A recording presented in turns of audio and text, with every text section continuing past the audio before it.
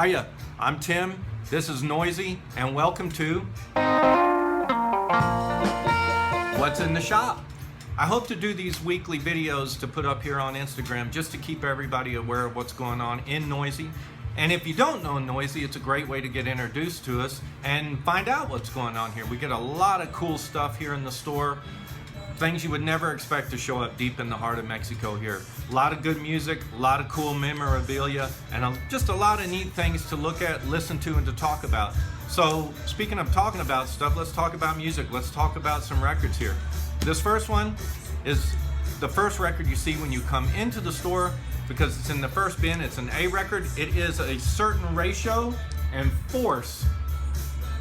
This was the band's fourth album, and the one that happened to have one of my favorite songs on it called Fever 103 Degrees. This was the last record with the original lineup because the keyboardist Andy decided it was time to leave, so he took off to form a new band called Swing Out Sister with Corrine. Funnily enough, on the single of this album, Bootsy, Corrine sings vocals on it. So if you hear that song and you think it sounds a bit familiar, that you know that voice, it's because it's Corrine from Swing Out Sister. Next up, Manic Street Preachers. Love this band in the early 90s. This is Stay Beautiful. This is a limited edition poster sleeve, as you can see. This is on the Heavenly label. This was the band's premier lead-off single for their debut album, Generation Terrorist. It was actually going to be called Generation Terrorist, but they changed the name to Stay Beautiful. Nicky Waters said if you listen closely, you can hear lines that they actually stole from Bruce Springsteen's Born to Run and put in here. You have to listen and check for those. What's cool about this is, well, obviously, other than that it is a poster, is that on the B-side it has R.P. McMurphy. Do you know who R.P. McMurphy is? The main protagonist in One Flew Over the Cuckoo's Nest, Randall Patrick McMurphy. We know him better as Jack Nicholson. Next up is a record that everybody needs in their collection. You may not know his name, but trust me, you know his music. That is Harry Nilsson. This is Nilsson Schmilsson. Great record. Had 3 big hits on this, the biggest being Without You, which kind of just set this guy on fire. He was huge after this record. But it also has Let the Good Times Roll, which is my favorite on this album. The Coconut song, Jump Into the Fire, just a solid piece. You need this record. What else is cool about this record, other than a guy standing in his bathrobe in the kitchen making such a huge hit, is the people who played on it. You have Klaus Voormann, who played with the Beatles and John Lennon.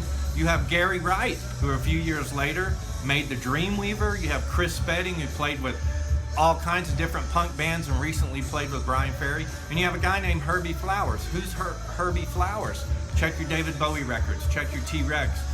Check your Lou Reed Transformer. Herbie's on there too. Who is Herbie? Herbie's a bass player, and he's the guy who made Lou Reed what he is today, or what he was today. Herbie came up with the iconic bass line of Walk on the Wild Side, which gave Lou his biggest hit to date. So that's who Herbie is. Let's talk about another interesting guy. This came in with a batch of CDs the other day. This is Linton Kwesi Johnson. He's a Jamaican quote-unquote dub poet.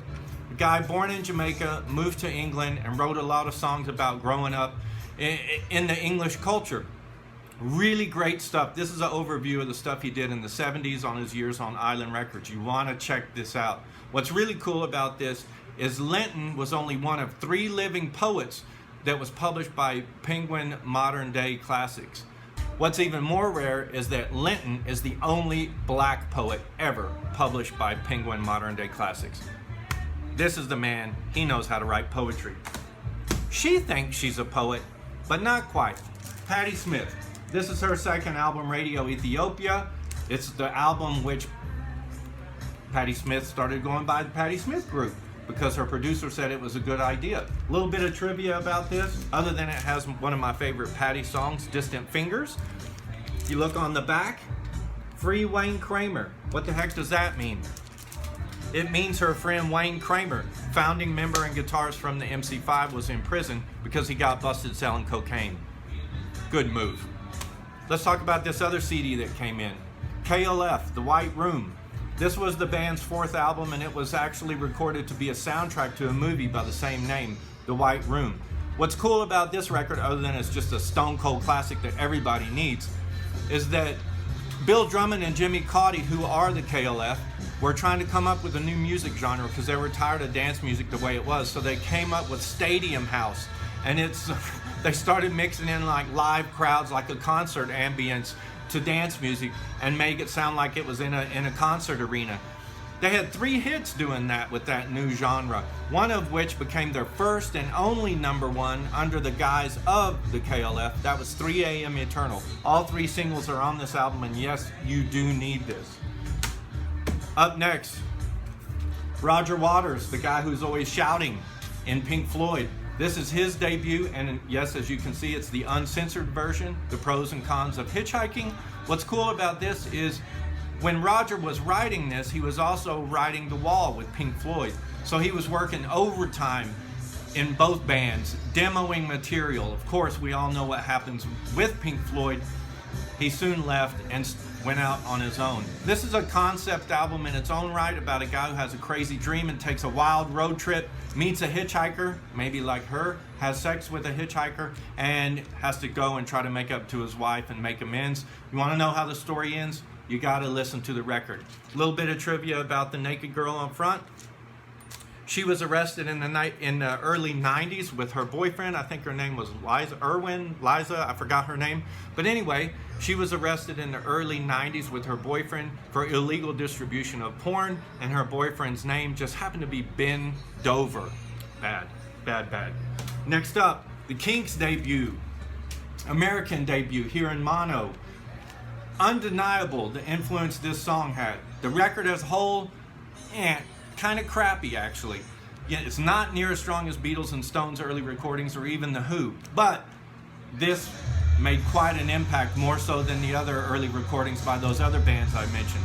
What is interesting to note is that when Ray Davies wrote the track, he wrote it as a jazz ditty with piano and saxophone. Dave thought it was a little corny, so he wanted to beef it up a bit. So he added distorted guitar, and the rest is history. And that music's kind of loud.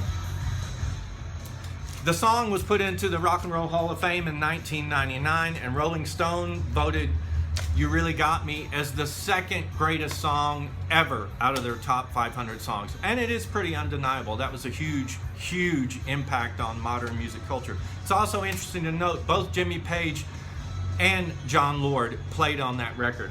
Let me tell you about a few other things like these books.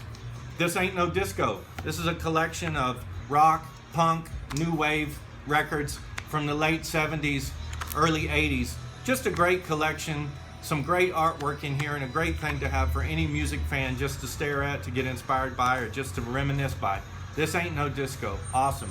And one more book, Too Fast for Love, Heavy Metal Portraits. I love this book. Just got some great stuff of fans that were all photographed, like going to Poison concerts. Just a great series of portraits. I mean, come on, Too Fast for Love, a great book. Hey man, thanks. I hope you enjoyed some of those things. Like I said, if you're interested in any, send me a message, give us a DM. We'll mail them out to you. And please, let's make this a weekly thing and come back. Hope you all have a great week. Keep on rocking.